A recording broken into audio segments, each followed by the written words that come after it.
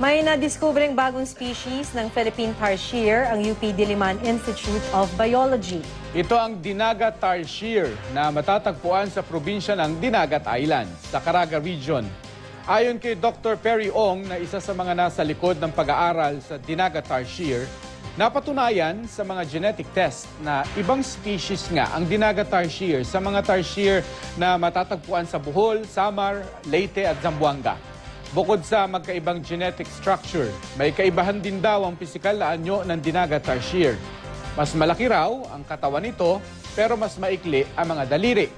Darker din daw ang balat at balahibo ng Dinagat tarsier. Umaasa si Ong na ang pagkakadiskubre sa Dinagat tarsier ay magiging daan sa pagsusulong ng pinaigting na kampanya para mapangalagaan ang naturang endangered species.